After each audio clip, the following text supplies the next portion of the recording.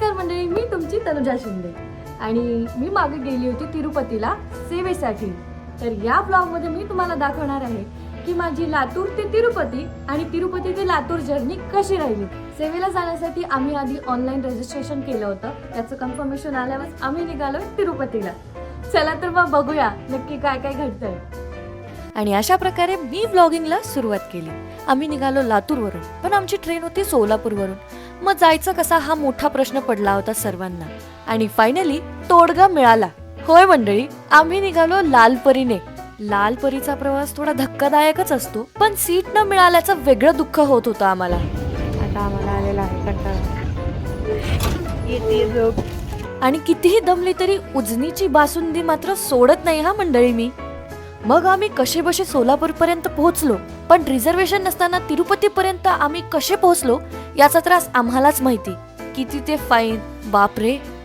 आपण किती मेहनतीनंतर बसलो ते पण वरच्या. प्रवासात खूप त्रास झाला, पण देवाच्या दयेने आम्ही एकदाचे पोहोचलो. नमस्कार मंडळी, तर आता आम्ही आलो आहोत तिरुपतीमध्ये. भयंकर ऊन आहे आणि असल्या तापत्या उन्हात आम्ही किमान 7-8 मंदिर आणि इस्कॉनचं दर्शन घेतलं, आणि तेही टमटम मध्ये. मज्जा खूप आली, कारण सेवेसाठी गडावर जायला अजून 1 दिवस बाकी होता. म्हणून टीम मधल्या मेंबर्सनी मिळून हा निर्णय घेतला.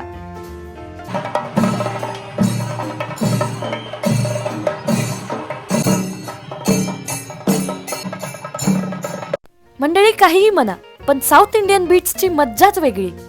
मग सगळीकडचं दर्शन घेऊन आणि लोकल शॉप फिरून झाल्यानंतर आम्ही डिरेक्टली गेलो भक्त निवासमध्ये आणि स्वतःचे पाय दाबून झोपी गेलो, कारण सकाळी 5 वाजता उठून आम्हाला तिरुमलाला निघायचं होतं.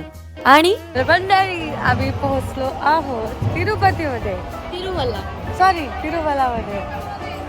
आणि काय काय केलं? नाश्ता. भाई चला आधी नाश्ता करू. नमस्कार.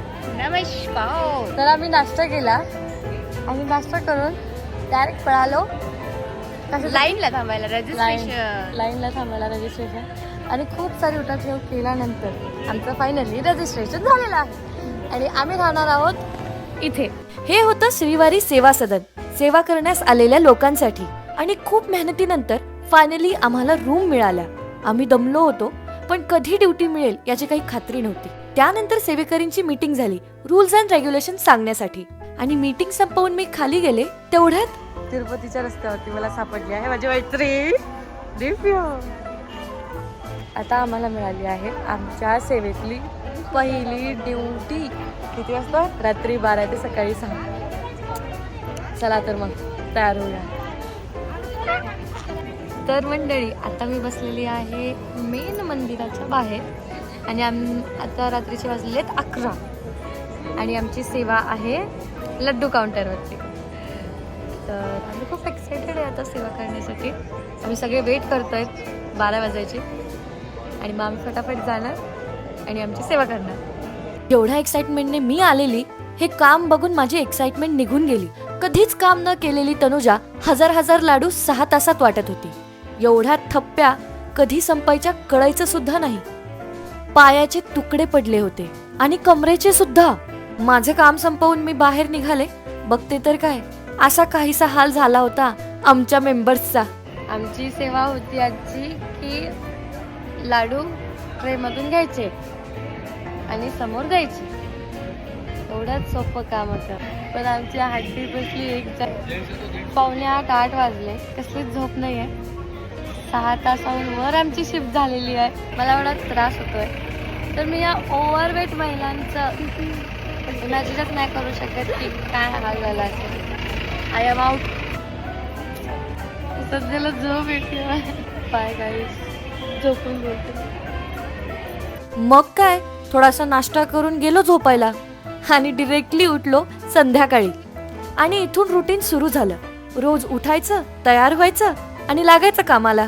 आज होता दुसरा दिवस आणि परत आम्हाला लाडू काउंटरचीच ड्युटी मिळालेली. आणि मंडळी, तुमच्या तनुजाने 6 तास काम केलंय हो. आणि काम करून आम्ही निघालो. नंतर जशी जशी जवळ येईल आम्हाला बघा हसायला लागली. फिरून येते म्हणून गेले, आता टाकलं करून आले. आणि परत डे 1 सारखाच रुटीन. काम करून आलो, थोडा नाश्ता केला, थोडी मस्ती केली आणि झोपायला गेलो आणि डिरेक्टली संध्याकाळी उठलो. पण ह्या वेळेस काहीतरी नवीन घडलं. आज आहे डे 3. इथे एक लकी ड्रॉ नावाचा हा प्रकार आहे, ज्याच्यामध्ये तुम्ही जर लकी असाल तर तुमचा ग्रुप हा टेम्पल ड्युटीसाठी सिलेक्ट होऊ शकतो. टेम्पल ड्युटी म्हणजे एकदम तिरुपतींच्या गाभाऱ्यात. संध्याकाळी काहीतरी आम्ही झोपलेलं असताना एक मेसेज पडला ग्रुपवरती की आज आमची लाडूची ड्युटी नाही आहे. मूड ऑफ होता, आता काय करायचं, आता ड्युटी नाही आहे. तेवढ्यात रात्रीचे वाजले 8 आणि आम्ही जाऊन बघितला लकी ड्रॉची लिस्ट. त्यामध्ये होतं आमचं नाव. तर आम्ही आता खूप खुश आहेत, कारण उद्या आहे 4था दिवस आमच्या सेवेचा आणि उद्या आम्हाला मिळाली आहे 12 ते 4 गाभाऱ्यात सेवा. पण आता आमची इतकी डेंजर अवस्था झाली की आम्ही दिवसभर झोपलोय, पण आता लागत नाहीये झोप. आता वाजलेत रात्रीचे 12 आणि आता आहे गंभीर प्रश्न हा पडलाय. उद्या शुक्रवार आहे, महत्वाचा दिवस आणि 12 ते 4 आम्ही देवाला असं बघणार आमच्या समोर. तिरुपतींना बघणार. याच्याहून जास्त पुण्याचं काम काय असू शकतं. खुश आहे मी, पण आता मला झोपायचं आणि मला झोप येत नाही. जाता आम्ही मंदिरात फिरायला आणि कळतच नेमकं काय झालं आणि काय नाही. काही खास झालं नाही. आम्ही मंदिरात फिरून आलो आणि उशिरा का होईना पण झोपलो, कारण 12 वाजताची जरी ड्युटी असली तरी आम्हाला सकाळी लवकर उठायचं असतं, कारण टेम्पल ड्युटीसाठी 1 तास आधीच चेक इन करावं लागतं. मग आम्ही झालो रेडी. असं वाटत होतं जसं जगात सगळ्यात सुखी माणूस मी आहे, कारण की प्रत्यक्ष बालाजींना डोळ्यासमोर बघणं हे भाग्याचंच काम. तर आता मी झालेली आहे रेडी मंदिराकडे जाण्यासाठी आणि खूप खुश आहे. पण तिथे फोन अलाउड नाही आहे, तर मग मी आल्यावर कळेल की नक्की काय झालं मंदिरात. मी खूप खुश आहे. आता आम्ही जाणार नाही, आता आम्ही जाणार नाश्ता करणार आणि डायरेक्ट मंदिरात जाणार. भेटूया. मंडळी, हा व्हिडिओ बेस्ट आहे, कारण मी तुम्हाला शब्दात नाही सांगू शकत की मी माझ्या डोळ्याने काय पाहिलं. प्रत्यक्ष 4 तास बालाजींच्या गाभाऱ्यात काम करण्याचा योग मला मिळाला.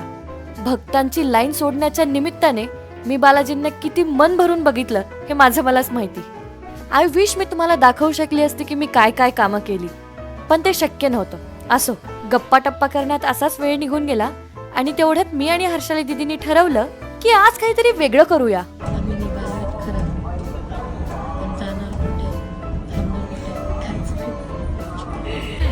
काय काय केलं आपण. फ्री बस होती ती, तिने आम्हाला इथून पिक केलं आणि येऊन इथेच ड्रॉप केला. कुठं उतरायची हिंमत झाली नाही माझी. मी तरी उतरत होते, तिने तर माझा अजूनच कॉन्फिडन्स डाऊन केला. बोलते पार्टनर मी कधी फिरली नाही कुठं, गेली नाही कुठं. मी फिरलेली आहे एकटी, पण मग हिला बघून माझा पण कॉन्फिडन्स ढासळला. पण ऑल ओव्हर एक्सपिरियन्स छान होता, मज्जा आली. गोविंदा गोविंदा. आणि ते म्हटल्याप्रमाणे बॅक टू पवेलियन तसंच काहीसं झालं होतं. मी झोपलो, उठलो, जेवलो आणि तयार झालो आमच्या पुढच्या सेवेला जाण्यासाठी.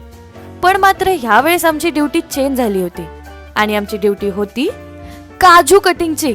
मंडळी, हे काम जेवढं सोपं वाटतं ना तेवढं सोपं नाहीये बरं का, कारण सगळ्यात आधी तर तुमच्या मनाची तयारी व्हावी लागते की 6 तास तुम्हाला एक जागी बसून ते काजू कापायचे.